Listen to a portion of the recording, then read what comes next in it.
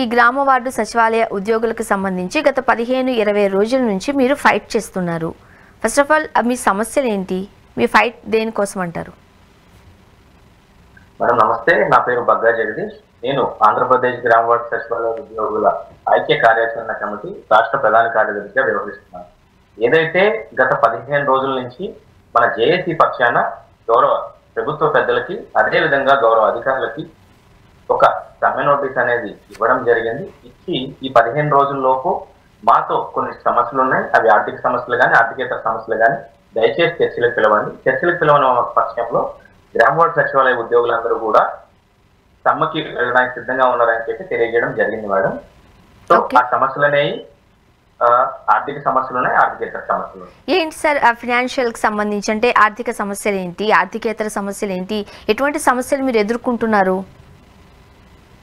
Madam ఆర్థిక సమస్యల పరంగా చూసుకుంటే గత ప్రభుత్వంలో మేము జాయిన్ అయినప్పుడు మాకు 15,000 రూపాయలు కన్సాలిడేట్ పే వస్తుంది. 2 సంవత్సరాలు ప్రొబేషన్ పూర్తయిన వెంటనే 9 నెలలు ప్రొబేషన్ పూర్తయిన తర్వాత స్కేల్లోకి వస్తారని చెప్పి ఒక స్కేల్ ఫిక్సేషన్ చేయడం జరిగింది. తర్వాత గత ప్రభుత్వంలో 9 నెలలు ఆలస్యం చేయడం చేత మేము 9 నెలల ఆలస్యంతో స్కేల్ ఫిక్సేషన్ చేశారు. అప్పటి నుంచి ప్రొబేషన్ పూర్తి చేసుకొని స్కేల్ తీసుకోవడం జరుగుతుంది. అదేవిధంగా మేమేం అడుగుతున్నామంటే ఆర్థిక సమస్యల్లో ముఖ్యమైనవి ఏదైనా గతంలో కూడా చూసుకుంటే ఉపాధ్యాయులకు కానీ లేదంటే ఇతర 57 శాఖల్లో ఎవరికైనా కానీ ప్రొబేషన్ టైంలో ఉన్నా కానీ వారి ప్రొబేషన్ పూర్తయిన తర్వాత ఒక నోషనల్ ఇంక్రిమెంట్స్ అనేవి మంజూరు చేస్తారు. మేము కూడా ప్రొబేషన్ కాలంలో చేసినటువంటి 2 సంవత్సరాల సర్వీస్ కి 2 నోషనల్ ఇంక్రిమెంట్స్ అనేవి మంజూరు చేస్తే ఈ 6 ఏళ్ళు మా సర్వీస్ అక్టోబర్ 2వ తేదీతో పూర్తవుతుంది. కాబట్టి ఈ 6 ఏళ్ళకి సంబంధించిన తర్వాత కూడా ఈ 6 ఏళ్ల సర్వీసు ప్రమోషన్ లేకుండా ఉద్యోగులు చేసినట్లయితే ఒకే క్యాడర్ లో ఒక స్పెషల్ గ్రేడ్ ఇంక్రిమెంట్ కూడా వస్తుంది. కాబట్టి ఈ 2 నోషనల్ ఇంక్రిమెంట్లు అదే విధంగా ఒక స్పెషల్ గ్రేడ్ ఇంక్రిమెంట్ ఈ 3 ఇంక్రిమెంట్లు కనుక గ్రామ వార్డు సచివాలయ ఉద్యోగులకు ఇచ్చినట్లయితే ఆర్థికంగా కొంత వెసులుబాటు చేకూరుతుంది అనేది మేము ఆర్థిక సమస్యలో ప్రధానంగా పెట్టినటువంటి కన్సర్న్ మేడం. ఓకే, మరి ముఖ్యంగా అంటే ఈ రకరకాల సమస్యల గురించి మీరు మాట్లాడుతున్నారు. మరి గత ప్రభుత్వంలో ఉన్న దానికి ఇప్పుడున్న దానికి ఈ మధ్య ఉన్న డిఫరెన్స్ ఏం చెప్తారు మీరు? మేడం గత ప్రభుత్వంలో కూడా 2 సంవత్సరాలకి పూర్తి చేస్తానన్న ప్రొబేషన్ 9 నెలలు ఆలస్యం చేయడం వల్ల మేము జనవరి 2022 సంవత్సరంలో ఆ రోజు కూడా ఏఏసీ పిలిపివ్వకపోయినా స్వచ్ఛందంగా ఉద్యోగులందరూ రోడ్ల మీదకి వచ్చి మా ప్రొబేషన్ కాలాన్ని దయచేసి త్వరగా పూర్తి చేయండి అని ఆ రోజు మేము జేఏసీల పక్షాన లేకపోయినా స్వతహాగా మేము స్వచ్ఛందంగా వచ్చి నిరసనలు తెలిపాము. ఈ ప్రభుత్వంలో కూడా మాకు కావాల్సినటువంటి ఏదైతే ఆ 2 నోషనల్ ఇంక్రిమెంట్లు స్పెషల్ గ్రేడ్ ఇంక్రిమెంట్ కి సంబంధించిన ఆర్థిక అంశాలకు సంబంధించి ఇప్పుడు కూడా మా ఉద్యోగులందరూ ఒక ఐక్య కార్యాచరణ కమిటీ పక్షాన అందరం కూడా తోడయ్యి ముందు నిరసనలు తెలియజేస్తాము అనే విధంగా ముందుకు వెళ్తున్నాం. గత ప్రభుత్వంలో చేశాము, ఈ ప్రభుత్వంలో కూడా చేయడానికి సిద్ధంగా ఉన్నాం. ఆల్రెడీ నోటీసులు కూడా గౌరవ పెద్దలకు అందజేస్తున్నాం. జగదీష్ గారు, సాధారణంగా గత ప్రభుత్వంలో ఉన్న సమస్యలు ఏవైనా ఉంటే అవి ప్రభుత్వం దృష్టికి తీసుకెళ్ళినప్పుడు అంటే గవర్నమెంట్ దానికి రియాక్ట్ అయినా అవ్వకపోయినా ప్రతిపక్షంలో ఉన్నప్పుడు కొన్ని ప్రామిసెస్ చేస్తూ ఉంటారు. ఈ గవర్నమెంట్ వచ్చిన తర్వాత దాన్ని పరిష్కరించే విధంగా ముందుకు పెడుతూ ఉంటారు. మీరేం చెప్తారు? గత ప్రభుత్వంలో ఎలాంటి సమస్యలు మీరు ఫేస్ చేశారు? ఈ గవర్నమెంట్లో మీరు ఎలాంటి ప్రాబ్లమ్స్ ఫేస్ చేస్తున్నారు?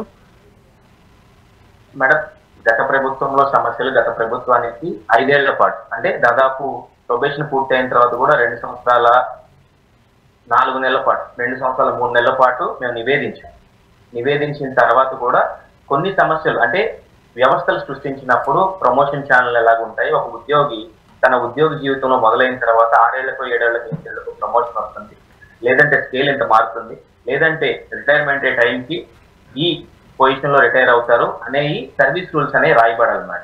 కానీ చాలా వరకు కొన్ని డిపార్ట్మెంట్లకి ఉన్న 21 శాఖల్లో మెజారిటీ శాఖలకి ఆ ప్రమోషన్ కానీ లేకపోతే క్లియర్ కట్ ఛానల్స్ కానీ లేకపోవడం వల్ల గత ప్రభుత్వంలో మేము అనేక సార్లు నినదించాము.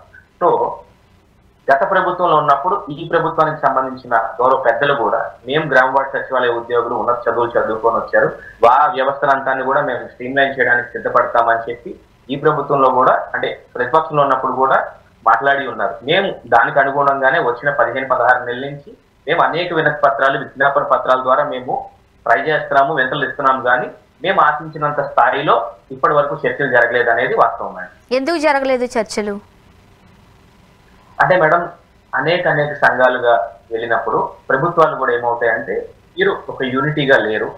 లేదంటే వారు వచ్చి కొంతకాలమే అయ్యింది కాబట్టి ఇంకొంతకాలం సమయం వేచి చూద్దామనే ధోరణిలో ఉండబట్టి, లేదంటే అధికారులు ఏదైతే ప్రభుత్వాలకి కింది స్థాయి ఉద్యోగులకి వారధులుగా ఉండాల్సిన అధికారులు కొంతమంది అడ్డుగోడల్లా తయారయ్యి మా సమస్యలను నిజంగా ప్రభుత్వ పెద్దల దృష్టికి ఇంత సీరియస్నెస్ ఉందని తీసుకెళ్ళకపోవడం కూడా ప్రధాన కారణాలే ఉండొచ్చు. మరీ ముఖ్యంగా అంటే మీరు చెప్తున్నారు మీ దగ్గర ఒక యూనిటీ లేనట్టుగా మీ మాటల్లోనే అర్థమవుతుంది. మొత్తం ఎన్ని అసోసియేషన్స్ ఉన్నాయి మీకు సంబంధించి? మేడం, 2019వ సంవత్సరం మా వ్యవస్థ ఏర్పడినప్పుడు కొంతమంది నాయకులు కొన్ని యూనియన్స్ కి, అంటే ఏదైతే ఇప్పుడు ఏపీజీఏ కానీ, లేకపోతే ఏపీజీఏ అమరావతి కానీ, ఏపీ ఎన్జిఓ కానీ, లేకపోతే ఇంకొక ఏపీజీఎఫ్ కానీ, ఇలాంటి అసోసియేషన్స్ కి కొంతమంది నాయకులు లేదంటే కొంతమంది వ్యక్తులు వెళ్ళి అప్లికేషన్ అయిన తర్వాత వాటికి సంబంధించిన అన్ని క్యాడర్లని ఆ సెక్టార్స్ లో పెట్టి ఒక రకమైన అసోసియేషన్ నడపడం జరిగింది. తదనంతరం జరిగిన వ్యవస్థల్లో అక్కడ ఏదైతే పెద్ద సంఘాలతో ఉన్నప్పుడు 40-50 డిమాండ్లు వాళ్ళు చేస్తున్నప్పుడు మనకి మన గ్రామ వార్డు సచివాలయ ఉద్యోగుల డిమాండ్ అనేది 20వ డిమాండో 25వ డిమాండో ఉంటే ఖచ్చితంగా ప్రభుత్వం గుర్తించిన పరిస్థితి అని చెప్పి తర్వాత ఎవరి ఇండివిజువల్ డిపార్ట్మెంట్ కి సంబంధించిన శాఖలు వారికి పెట్టుకున్నారు. తదనంతరం అలా కూడా అవ్వట్లేదు, ఉమ్మడి సమస్యలు బాగా పెరిగిపోయినాయి అన్న సందర్భంలో ఈ రోజు మేము ఉన్నటువంటి 21 డిపార్ట్మెంట్లతో మా ఆంధ్రప్రదేశ్ గ్రామ వార్డు సచివాలయ ఉద్యోగుల ఐక్య కార్యాచరణ కమిటీ అనేది గత నెల అంటే ఆగస్టు 12వ తేదీన విజయవాడ వేదికగా కలిసి వచ్చిన సంఘాల శాఖ నాయకులతో కలుపుకొని ఒక జేఏసీ ఐక్య కార్యాచరణ కమిటీ అనేది పెట్టడం జరిగింది. పెట్టిన తర్వాత కూడా మేము ప్రభుత్వానికి నివేదించడం జరిగింది. దాంట్లో కార్యాచరణ భాగమే ఇప్పుడు మేము చేస్తున్నది. సో మొత్తం ఎంతమంది పార్టిసిపేట్ చేస్తున్నారు దీంట్లో? మేడం, ఏదైతే ఇప్పుడు ప్రస్తుతం 1,30,000 మంది ఎవరైతే ఉన్నారో మేము ఇచ్చినటువంటి రిప్రజెంటేషన్ కానీ మేము ఇచ్చినటువంటి నోటీస్కి అనుగుణంగా గౌరవ ఎమ్మెల్యేలకు అయితేనేమి, గౌరవ మంత్రులకు అయితేనేమి, గౌరవ అధికారులకి, జిల్లా కలెక్టర్లకి, జేసీలకి, అదే మండల స్థాయి అధికారులకు కూడా గత 15 రోజులుగా మేము ఇలాగా